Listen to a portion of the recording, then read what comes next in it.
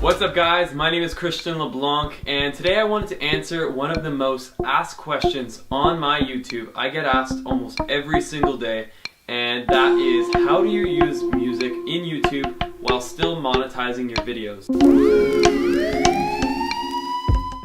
So if I were to go through, I've probably made now about 350 to 400 videos, of which I only have a handful that have a copyright against the video. So literally 98%, maybe 99% of my videos have been legitimately posted on YouTube and I'm able to make money, and I still like to think that I use really great music. I have all sorts of different tunes that are upbeat, they're fun, they're stuff that you would hear on the radio. It's not just that copyright-free kind of boring jingles that nobody wants to listen to.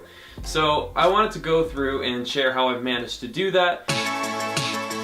One of the ways you can use music on YouTube is actually to use music directly from YouTube itself. They do have a large library available to any content creator. I've personally never used it because from my brief experience of looking through their library, everything sounded free. You know, it sounded like the kind of music you would imagine was non-copyrighted. But if you want your videos to be exciting, engaging, you need to make sure that the music you're using is on par in quality with the video content you're actually creating. So this has been my most successful way in getting music for my YouTube channel. It's not easy, it requires a lot of labor, and it requires building relationships. How I started is this. I created a SoundCloud account and I started finding music from independent artists. So artists who didn't have hundreds of thousands of followers on SoundCloud, and I would actually reach out to them. I would send them a message on SoundCloud. I would introduce myself. Hi, my name is Christian LeBlanc. This is my series of channels. I got Facebook.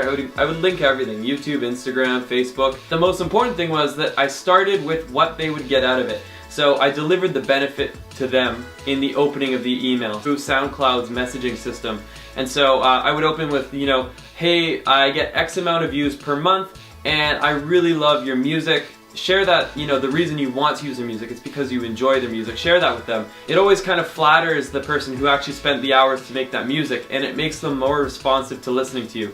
And from there I would say, you know, I will use it in my videos, I'll credit you down below in my video description, and from there I would probably get maybe 20-25% of people I messaged actually saying, yeah, go ahead, make sure you credit properly, and you're good to go. I have managed to get dozens and dozens of songs and partner with different artists, and it's been a really great way to get original content, stuff that doesn't sound like it's cookie cutter music. It has been, you know, tastefully made, and I get to use it in my videos, I get to monetize those videos. One due caution I will give is this.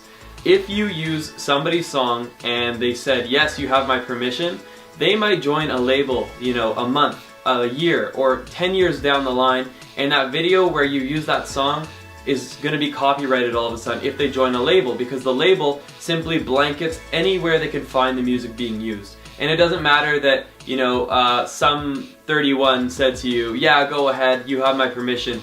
Their label or whoever they're working with now has full claim to that music, and so you might lose monetization on the video. But the way YouTube's set up these days anyways, if you're doing vlogs, it's normally a pretty short lifespan anyway, so if you can get away the first year without being copyrighted, you're probably earning the bulk of your ad revenue in that year. But if you're doing something that you think will be viewed for the next 5 years, try to find music that you aren't concerned that one day they could claim against you, because it has happened to me, and that's how I have majority of my copyright claims against me, is SoundCloud artists who became bigger, signed with a label, and then placed a claim, which is not their fault, it's not the artist.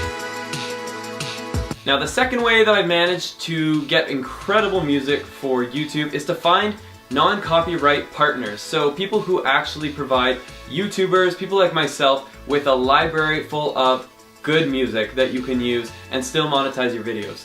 So one of them that I partnered with is Epidemic Sounds, and so Epidemic Sounds has given me music just like this.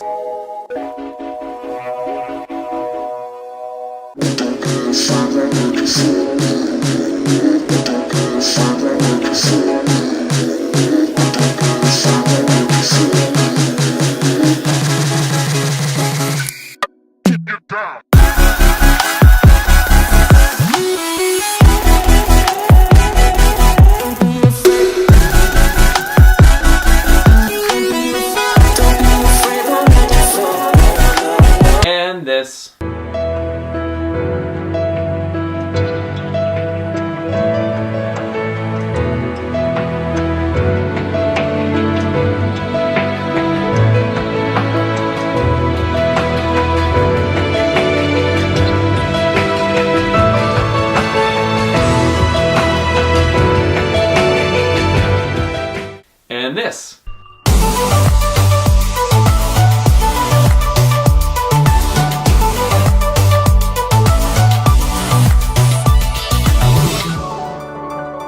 follow your passion, it's impossible to lose.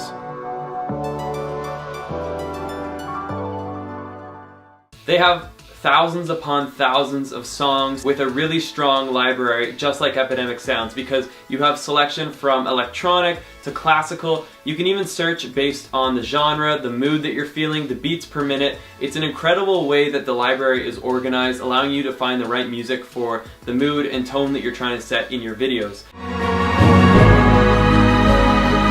One other incredibly useful feature that Epidemic Sounds has is the fact that you can actually separate the song. So if you just want the vocals, you can take the vocals. If you want the beat, you can take the beat. If you just want the instrumental version, which is extremely helpful when you're trying to do voiceovers, you can just take the instrumentals. This is a massive benefit that I've not seen on any other platform. So I have a huge recommendation for Epidemic Sounds, and I actually have a link that you can sign up with down below. Full disclaimer, I make a small commission based on who comes in, but your rate will be the exact same as if had you had signed up through the website. So if you guys want to support me so I can make more videos just like this one, and you want to get on Epidemic Sound, check out the link down below. I highly recommend them. Another great library that I'm subscribed to is Monstercat, and Monstercat is not exactly like Epidemic Sounds, the same model, so you basically pay a monthly subscription to be allowed to use their music, and then from there you can use it in your videos and know for certainty that no one will ever place a copyright claim on your videos, which is a huge value in itself. The difference of Monstercat is the kind of music they have. So Epidemic Sounds is kind of like they have a little bit of everything. Monstercat is like the best at electronic music. Some of it can be a little heavy at times, but they do have a wide enough selection that you can find that in between of being too pump up and you know, setting a mood and a tone. They're great, definitely check them out as well. The third way that you can go about getting music is simply outright buying songs. So I have 3 songs which I bought for like $50 US each. As you can guess, I don't buy many of them because they're so expensive, but what that means is I actually now have the right to use that song, whether I'm making a branded video that's going on my Instagram or on my YouTube. So if I'm worried that, like, you know, maybe these licenses that are covering for daily YouTube use might not cover in the commercial sector, then you might want to look at what kind of licenses you can get. And there's different websites that actually sell stock music, and it's high quality stuff. So you pay, like I said, a one-time fee of $50, and from there on you could use it for a branded video you did with Pepsi, Walmart, or something. I'm just trying to give you examples. If you're at that level, do a little research, because when you're doing, you know, multi-hundred, multi-thousand-dollar contracts, just make sure you don't have something that isn't actually your property, your rights to use, because that's when they could technically come after you, and you don't want to use someone else's music when you've earned a bunch of money off that video. You could get in a lot of trouble. Now, the fourth way is the gray way, and this is something you did not hear from me. It's kind of like something people do, but it's not exactly the right thing to do, I guess. And that is using popular music. So if you hear someone using popular songs, maybe it's in their intro, maybe it's just a little excerpt inside the video, how they often get around doing that is by staying in a certain time frame. So if the song that they use is below a certain time limit, and I'm not going to give you the exact number because I don't know it, but I've generally found that anything under 25, even on the safe side 22 seconds, the algorithm doesn't tend to pick it up. So here's a theoretical, and again I say theoretical because it's going to differ from artist, from song, from genre. Different copyright owners have different levels of strictness on their music.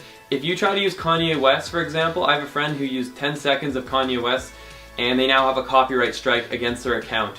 That's the kind of music you don't want to mess with. You don't ever want to put that in your videos because a copyright strike is a big deal. 3 of those, your account is gone for good. 2 of those, you lose monetization. 1 is just a warning. But this is where you're getting into dangerous territory, and I do not advise people to get music this direction. But you guys are curious, so I'm going to tell you my experience. If you keep it below 25 seconds on a remix of an original song, you can generally get away with it. If you do a popular song like Justin Bieber, Sorry, for example, you might not even get away with 10 seconds. So it very much depends. I don't recommend it at all, But if you're very desperate and you were like, oh man, I wonder how people are doing this, that's probably how they're doing it, is by keeping it under a certain time limit, maybe trying to disguise it from the algorithm so the algorithm has a hard time picking up on it, by like speeding up the song, slowing down the song, using a remix of the song, putting a narration or, you know, background things that are going in the video, putting those sounds over top of it. Just think of the algorithm as a machine that's listening through your entire video and trying to find a long enough bit that they can say, hey, you're using someone else's property. If it doesn't find that bit, then you're fine. You can still monetize your video. But here's another issue.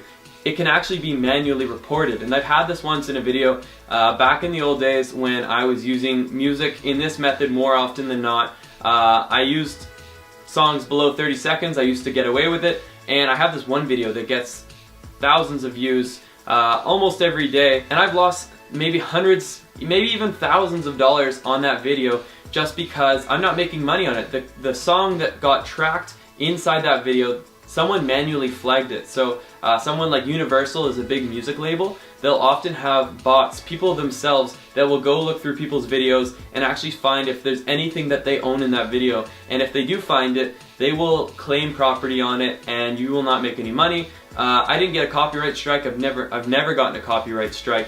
And I don't do this kind of stuff very often anymore. That's pretty much it, guys. I would love to hear from you guys. If you guys have ways that you've been using music that have not been described here, please comment down below. If you have experiences with the things I've said and maybe it doesn't exactly match up with my experience, I would also love to hear what you have to say. So comment down below. If you found this video helpful, please leave it a thumbs up, hit the subscribe button, and guys, let's get lost again in the next one.